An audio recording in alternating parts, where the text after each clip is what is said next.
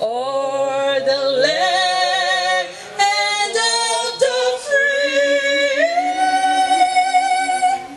and the home of the brave.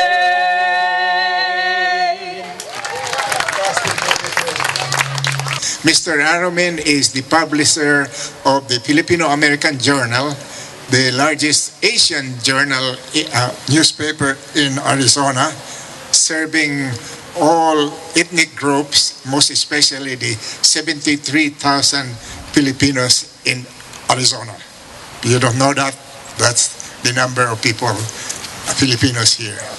Okay, Mr. Leo Aromin. Thank you very much, sir, and good afternoon to all of you.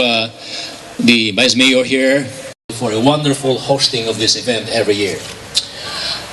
Asian Americans, those are Americans of Asian descent, have fought and served on behalf of the United States of America since the War of 1812.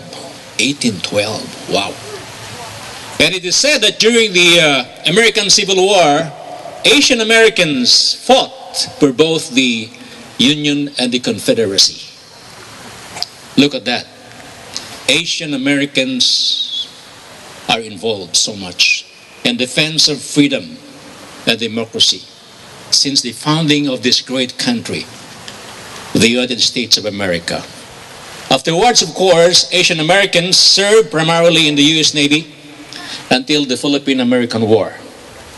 And it is said that at the beginning of the 20th century, Asian Americans started to attend U.S. military academies.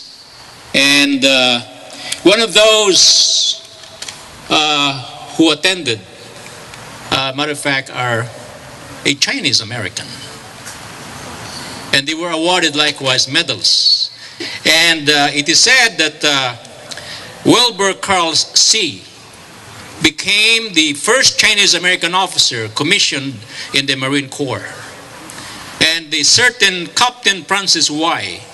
of the 34th Infantry was likewise posthumously awarded the Distinguished Service Cross of Actions in the island of Leyte in the late 1944. This awarding was later elevated to a Medal of Honor in 2000 for a review. And she was, or he, because it's Francis.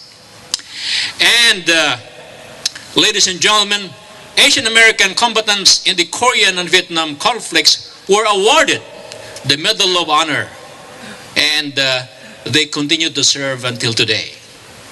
It has been estimated that about today between 12,000 to 20,000 Chinese American men are serving or have served in World War II. And it is said that about 250,000 Filipinos or Filipino Americans are observed during the Second World War. And matter of fact, one of them, he's now 94 years old. 94 years old, he's still alive, he's still here. He has moved to Phoenix years ago. His name is Romulo Reliera. He served while he was 17 years old, he said, when I interviewed him. And he was so glad that he served the U.S. side by side, fought side by side with the U.S. forces during the time. And he's now 94 years old. Wow.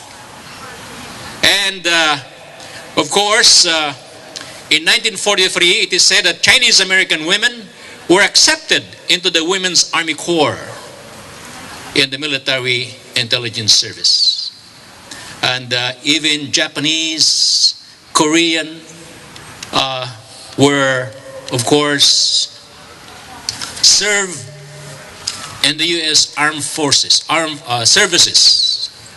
And therefore, it is but fitting and proper for the 4As today, beginning this year, to recognize the gallantry, the bravery and courage and sacrifice of Asian Americans, because in defense of freedom and response to call of duty, they voluntarily serve in the armed services of this great country. I know that there are a lot of them today. I would like to believe that there are more, so to speak, although some of them responded. And therefore, as I've said, to repeat, it's but fitting and proper for 4As today to recognize their services, their gallantry, their courage and dedication and self-sacrifice in defense of freedom and democracy. Thank you very much and good afternoon.